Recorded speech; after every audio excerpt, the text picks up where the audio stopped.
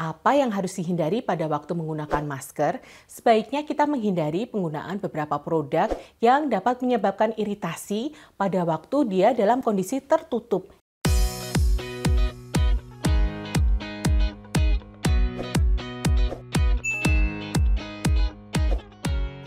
Halo Sobat Sehat, kemarin kita sudah bahas terkait masne ya. Cuma nih, ternyata masih banyak yang kepo loh tentang tips untuk menghilangkan masne atau untuk mencegah masne pada wajah kita. Tenang, saya punya tipsnya kok. Langsung saja kita bahas yuk. Untuk kalian yang sudah bertanya di medsosnya Ina Health, tentu saja bersama saya, Dr. Flandiana Yogianti, PhD, spesialis dermatologi dan venerologi di HiDoc. Sobat Sehat, sekarang coba kita lihat pertanyaan pertama ya. Hai dok, apa dampak buruknya jika masne ini kita biarkan saja? Iritasikah? Atau bahkan bisa meninggalkan bekas pada kulit wajah kita? Nah, mungkin saya jelaskan dulu ya, untuk iritasi dan masne ini adalah hal yang berbeda, tapi dia bisa terjadi bersamaan. Nah, kalau masne ini kita biarkan, apa yang bisa terjadi? Ya tentunya masnenya lebih parah, itu sudah pasti. Jerawatnya bisa jadi lebih banyak lagi. Nah, jerawat-jerawat itu pun kalau nanti dia sudah mereda, akan menimbulkan suatu bekas yang bisa berwarnanya lebih gelap atau bekas yang berwarna kemerahan. Nah, itu tentunya juga menimbulkan permasalahan tersendiri yang dapat mengurangi rasa percaya diri. Sehingga kalau kita memiliki masne di wajah, segera konsultasi. Konsultasi dengan siapa? Bisa konsultasi dengan dokter spesialis kulit dan kelamin atau dokter spesialis dermatologi dan venerologi. Sama saja kok itu. Oke, sudah jelas ya Sobat Sehat? Sekarang kita ke pertanyaan kedua. Hai dok, apakah ada tips menghilangkan masne pada wajah kita selain rajin cuci wajah? Lalu, apa boleh pakai krim atau pelembab ya dok? Kalau boleh, kandungan krim atau pelembab yang baik yang kayak gimana ya dok? Oke, kita memang boleh menggunakan pelembab. Penggunaan pelembab itu memang harus kita perhatikan karena selain untuk melembabkan kulit, menjaga hidrasi kulit, itu juga bisa memproteksi kulit kita dari trauma yang disebabkan karena gesekan dari masker itu sendiri. Nah, yang harus diperhatikan adalah pemilihan pelembab itu harus disesuaikan dengan jenis kulit kita. Oke, seandainya Sobat Sehat sudah menggunakan suatu pelembab yang dijual secara bebas dan ternyata tidak bisa mengatasi masnenya atau justru memperburuk kondisi masnenya, jangan ragu-ragu untuk konsultasi ke dokter spesialis kulit dan kelamin atau dokter spesialis dermatologi dan venerologi. Nah, apa yang harus dihindari pada waktu menggunakan masker?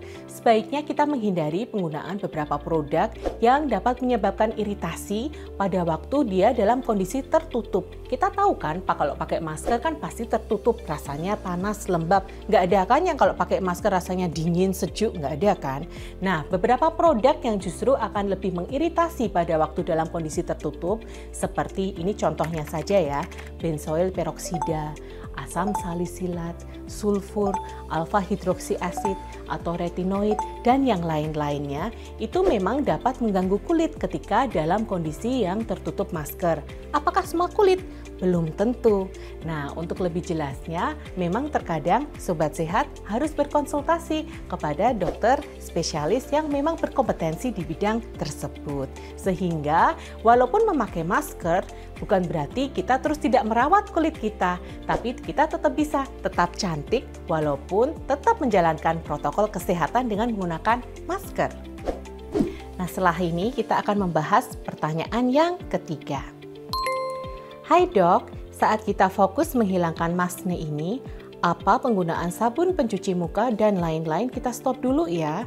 Apakah kita juga harus mengurangi makanan berminyak juga?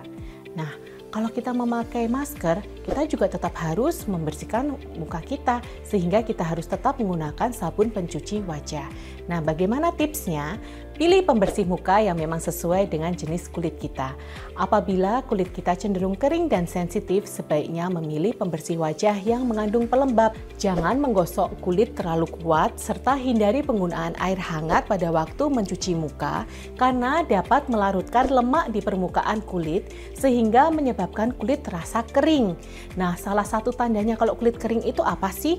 Setelah kita mencuci muka, terus rasanya kulit terasa ketat, ketat dan kencang, itu tanda-tanda kulit kita sebenarnya kering. Jadi sebaiknya kita mengganti dengan jenis sabun wajah yang lainnya. Nah, kapan kita sebaiknya membersihkan muka? Kita harus membersihkan muka setelah beraktivitas dan setelah menggunakan masker. Nah, tadi ada pertanyaan juga ya, apakah makanan berminyak ini ada hubungannya dengan masne?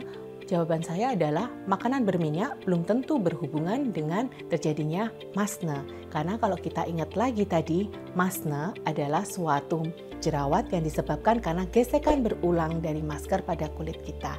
Tapi kalau seandainya Sobat Sehat merasa pada saat melakukan konsumsi makanan berminyak yang terlalu berlebihan itu dapat memicu jerawat, ya seyogianya dapat dihindari. Tapi bukan berarti ya kalau kita terus benar-benar puasa, tidak makan makanan berminyak, terus bye-bye masne, nggak juga seperti itu. Seperti yang sudah disimak oleh Sobat Sehat sebelumnya tadi, ada beberapa tips-tips yang harus kita lakukan dan kita harus bijak dalam beberapa hal. Dari pemilihan maskernya, bagaimana cara penggunaan maskernya, memilih pelembab wajah dan juga sabun wajah. Itu hal yang penting dan harus kita perhatikan untuk menghindari masne atau suatu masne yang lebih berat pada kulit kita. Sudah jelas ya Sobat Sehat? Tuh kan, yang namanya masne ternyata memang tidak bisa diabaikan loh. Kita harus perhatian nih sama kesehatan kulit wajah kita. Yang jelas, dengan jawaban tadi yang sudah saya berikan, semoga kalian paham dan gak bingung lagi ya. Big thanks deh untuk yang sudah bertanya dan ikut berpartisipasi dalam acara ini. Saatnya saya, Dr. Flandiana Yogianti, PhD, spesialis dermatologi dan venerologi pamit. Bye-bye, salam sehat selalu.